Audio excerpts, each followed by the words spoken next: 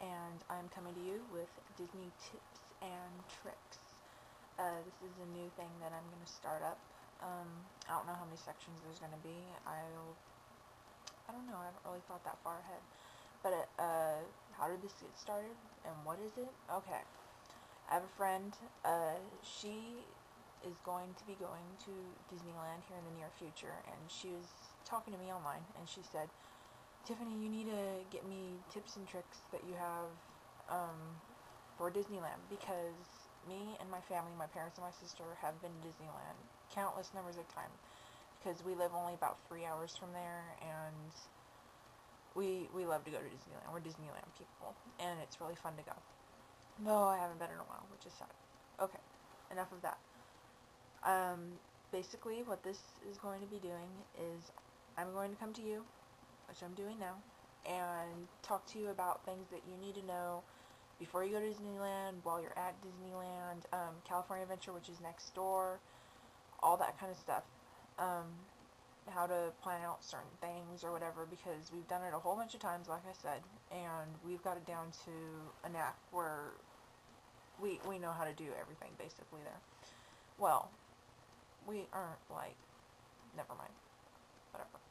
Okay, so the first thing I'm going to talk to you about on this video right here is, once you have gotten there, I don't really handle all the Disneyland like motels or hotels that we stay at. I think that's kind of my dad's thing. What I'm going to be telling you is what basically happens once you leave your motel, hotel slash hotel, whatever. Leave there and go to Disneyland. So this is it now. Okay, so once you leave your motel slash hotel and you drive over to Disneyland, but make sure you know how to get there, because it can get really confusing and the streets can get confusing. I mean, I've never had to drive on them personally, but I've been in cars with people that have gone, and they've had a hard time finding the place sometimes. So make sure that if you don't know how to get there, you get a map from the lobby at your motel slash hotel before you leave. I'm sure the people would be happy to give you one, because most of the motel slash hotels are very Disney friendly. Okay, so I'm taking you through it as if you drive there, because that's what we usually do. There's also motel slash hotels that are like right next to Disneyland. I'll cover that later, where you can just walk or take a tram thing over to Disneyland and you don't have to worry about your car. So this is basically from the standpoint of driving there.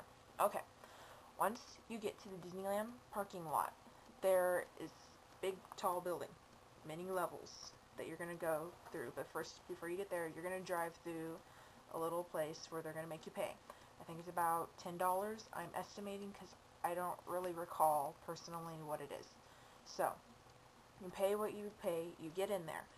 First thing you need to remember is what floor you get on. You do not want to forget this, because when you're leaving Disneyland in the evening, the last thing you want to do is forget where you parked. So when you go up, if you get there early in the morning, you're going to end up on like the highest level one or the second to the highest level one, because that's where they park like all the cars up there. Now if you get there later in the day, they're going to probably park you in the lower ones. Okay, so you get to your level. Once you get there, they have Disney characters on your floor. Remember your Disney characters, because that's your floor. And then they either have numbers or letters. You must remember this too, because if you forget, you are screwed. It's just basically that, because if you get back, you don't know where you parked, you're going to be searching forever. It's never happened to me, thankfully, so far, because that would be really bad. So write it down, memorize it however you do. Usually one of us in the family memorizes it. Everybody tries to remember it, but somebody memorizes it somehow. You're going to go down the escalators, you're going to go down, and there's trams lined up there. I personally think it's the first ride you get to go on when you go to Disneyland, and it's not even in the park. It's pretty cool. You get to go on the tram, get to drive around, and finally they take you to the Disneyland gates.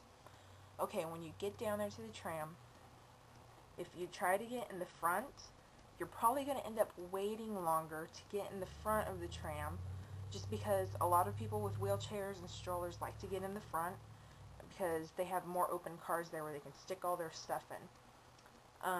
But if you go to the back, you'll most likely get on sooner.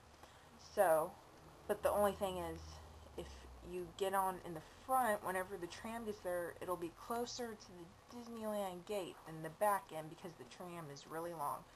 So, I guess if you get on the back, you can just run past all the wheelchair people and the stroller people, and then it won't really matter. So that's that. You get to the gate, and that covers that part. Also want to let you know, if you have handicap or know somebody who has handicap, you can go ahead and get it, because we did this once. We were able to get a handicap, and this is going back to the parking garage. They will send you to the first floor. Now, personally, I didn't like the handicap so much, because once you park in the handicap on the bottom floor, you're on the bottom floor, but then you have to go around, all the way around to another section, and then finally get to the tram. It is so much simpler if you get on one of the other levels and simply go down an escalator or an elevator. It really is.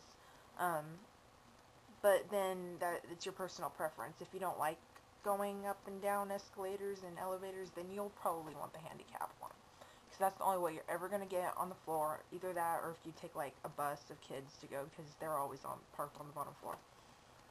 So that's that. That covers all the parking stuff, all of that crud for the Disneyland stuff. Now I'm going to go to if you are in walking distance of Disneyland from your hotel/motel. If you're at your place, the people there will tell you how to get to Disneyland, but it shouldn't be too hard. You look over and you see where all the big amusement rides are. There's a little gate around the place, but come on, you can see the Matterhorn. If you don't know what the Matterhorn is, look it up. You're going to need to know it if you're going to Disneyland. You basically follow the traffic, all the people that are walking around. I mean, everybody's going to Disneyland. I mean, it's not too hard to find your way there, to walk there, if you're only like a block or two away from the place.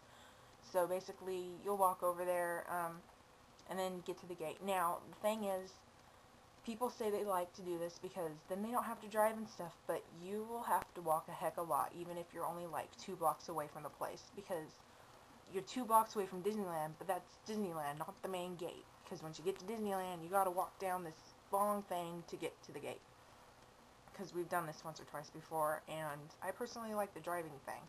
Also, hotels/motels, sometimes they won't let you park your car at the hotel/motel all day, so you better check out that beforehand, because it would really suck if you went to your hotel/motel, had your car parked there, and decided to walk to Disneyland, came back and found out you got a ticket for keeping your car there when you probably should have driven it, and then what was the point of getting a hotel/motel so close to Disneyland if you're going to drive in the first place? So my advice, get a hotel/motel that's kind of far away, but not too far away, but you would rather drive, and then just go ahead and drive on over to Disneyland. So this is the first part of my Disneyland tricks and tips. Hope you enjoyed it. Next one that I'll be coming out with will probably be about the ticket booth, buying tickets and all that stuff, and what to do when you first get into Disneyland. So stay tuned for that. Thanks for your time.